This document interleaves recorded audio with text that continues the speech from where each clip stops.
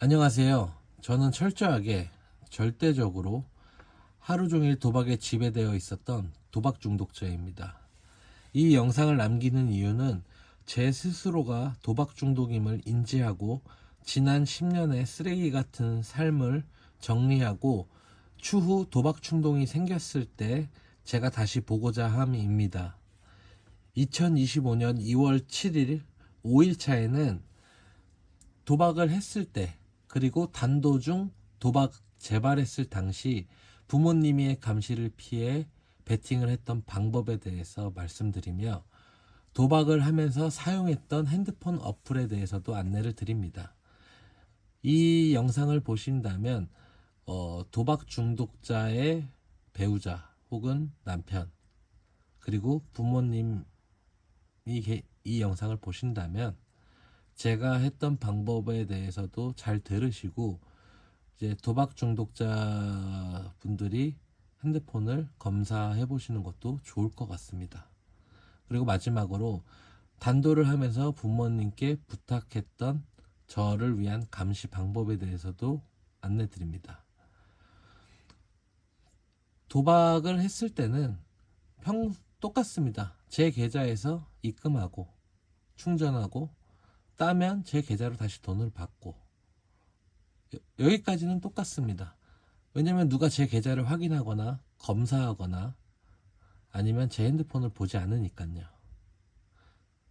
하지만 단도를 했을 때 제가 도박 재발이 걸리면서 몰래 베팅을 할 수 있었던 이유는 부모님의 감시가 느슨해졌던 것도 있으나 아래 세 가지를 통해서 제가 몰래 도박을 할 수 있게 되었습니다. 1번 대리베팅입니다. 대리베팅이라 함은 도박을 하는 제 지인을 통한 대리베팅입니다. 그래서 제가 지인에게 돈을 빌리면 내 계좌로 보내지 말고 도박을 하는 제 지인 계좌를 알려주면서 이쪽으로 돈을 좀 넣어주라, 이렇게 얘기하면서 그 돈으로 대리베팅을 진행하게 되고, 혹여나 대리베팅을 하여 돈을 땄을 때는 카카오페이를 통해서 돈을 받았습니다. 이 카카오페이는 지금은 오픈뱅킹에 카카오페이가 검색이 됐지만 그 전에는 카카오페이가 나오지 않았습니다. 그래서 카카오페이 입출금 내역이 나오지 않는 이상, 그리고 제 핸드폰을 켜서 카카오페이를 직접 들여다보지 않는 이상 카카오페이의 입출금 내역을 확인할 수가 없었기 때문에 저는 카카오페이를 통해서 딴 돈을 받았고, 카카오페이를 통해서 다시 지인에게 돈을 송금하기도 하였습니다. 그리고 카카오뱅크입니다. 카카오뱅크 같은 경우에는 계좌를 만드는데 10분도 걸리지 않습니다. 카카오뱅크 계좌를 새로 파가지고 그 계좌를 통해서 지인에게 돈을 빌리고, 혹은 도박에서 딴 돈을 그쪽으로 넘기고, 그런 식으로 이용하는데 쓰고, 하루 이틀 뒤에 다시 계좌를 해지하고 새로 파고, 이런 식으로 몰래 진행하였습니다. 그렇게 했기 때문에 부모님의 감시가 있었음에도 불구하고 도박을 할 수 있었습니다. 다음은 도박에 사용된 핸드폰 내 어플입니다. 저 같은 경우는 여러 개의 도박 종류 중 스포츠 베팅이라는 것을 즐겨 하였기 때문에 핸드폰에 라이브 스코어라는 어플리케이션이 있습니다. 라이브 스코어, 대표적인 도박 중독자들이 사용하는 어플입니다. 그리고 아이폰 기준 사파리 혹은 크롬을 통해서 도박 사이트에 접속을 하여 거기서 베팅을 진행했습니다. 아이폰에서 도박 중독자 분들 폰이 아이폰이 아닌 분들은 인터넷이 접속할 수 있는 그런 어플을 한번 확인해 보시면 좋을 것 같습니다. 그리고 어플 내에 이름이 각종 스코어가 이름이 들어간 어플은 결과적으로 스포츠 중계 어플이기 때문에 웬만큼 스포츠를 좋아하지 않는 이상 대부분 다 도박을 하기 위한 어플이라고 보시면 되겠습니다. 그래서 지금 이 영상을 보시고 계시는 도박 중독자 분들의 남편 혹은 아내분 혹은 부모님 분이 계시다면 제가 알려드린 이 어플들이 폰에 아직 깔려 있는지 확인하시는 것도 좋은 방법입니다. 이 부분만 수시로 확인을 하더라도 도박 중독자분들은 도박을 할 수 없기 때문에 좋은 억제제가 될 것입니다. 이것 외에 제가 또 추가적으로 생각나는 게 있으면 공유하도록 하겠습니다. 마지막으로 제가 단도를 하면서 부모님께 부탁드렸던 저를 위한 감시 방법에 대해서 설명하고자 합니다. 저는 매일 카톡 검열을 부탁했습니다. 집에 있는 PC로 제 카톡 아이디를 접속하여 24시간 체크하게끔 하였습니다. 그래서 제가 바깥에서 일을 하고 있었을 때도 부모님은 집에서 제가 카톡으로 누구와 대화를 나누는지 확인을 수시로 할 수 있기 때문에 저도 이 부분에서 이런 장치들을 마련했기 때문에 함부로 도박을 할 수 있는 생각조차 나지 않고 그럴 마음도 없게 됩니다. 두 번째, 오픈뱅킹 등록을 통해서 제 자금 흐름을 추적합니다. 이제는 오픈뱅킹 등록을 통하면 카카오페이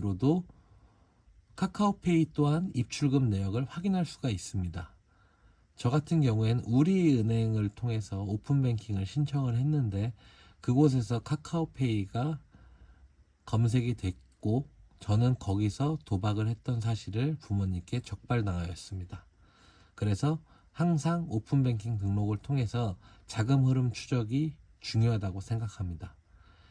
그리고 퇴근 후에는 집에 오면 저는 핸드폰을 거실에 두고 사용할 때는 거실에서만 사용을 하였습니다. 그게 부모님의 감시 아래 핸드폰을 사용하고 있으면 처음에는 불편하지만 나중 되면 그거에 익숙해져서 불편하지 않습니다. 도박을 하지 않는 한. 저는 지금도 도박 생각이 나지 않고 5일밖에 되지 않았지만 거실에서 핸드폰을 사용하는 데 있어서 전혀 문제가 없었습니다. 그리고 잘 때도 폰은 거실에 두고 잠을 바로 잘 수 있었습니다. 제가 잠을 보통 도박을 했었을 때는 새벽 3, 4시, 5시 이렇게 자고 한두 시간만 자고 출근을 했는데 지금은 밤 11시 반에서 12시 전에 그냥 바로 자고 6시 반에 기상을 합니다. 너무너무 효과가 좋습니다. 이 방법은 다른 도박 중독자 분들도 사용하시면 좋을 것 같습니다. 단도를 하시는 분들이라면. 그리고 부모님과 매일매일 20분에서 30분간 대화를 하는데 주제는 자유주제입니다.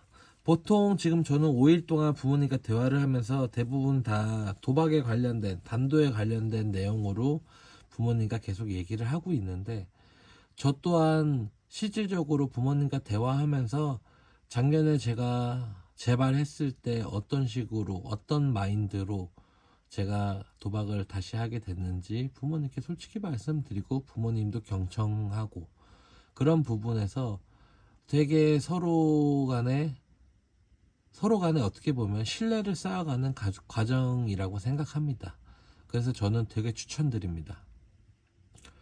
그리고 항상 마음속에 다시 이런 정상적인 삶을 위한 이런 노력들을 절대 잊지 말고 나를 위해 같이 힘내서 옆에서 도와주시는 부모님 그리고 여자친구에게 항상 감사하는 마음을 갖고 있습니다. 저는 정말로 도박에 다시 빠지고 싶지 않습니다. 그렇기 때문에 저는 이런 부모님과 하는 모든 방법, 대화하기, 그리고 핸드폰은 거실에다 두기, 이런 부분에서 저는 철저하게 부모님한테 협조를 했고, 물론 싫어할 때도 제가 싫은 것도 많지만, 그럼에도 불구하고 부모님 말에 복종하고, 저도 그동안에 안 좋았던 생활 패턴들을 고치면서 좀 바르게 살고자 하니까 지금은 되게 마음이 편하고 좋습니다. 감사합니다. 영상을 시청해 주셔서.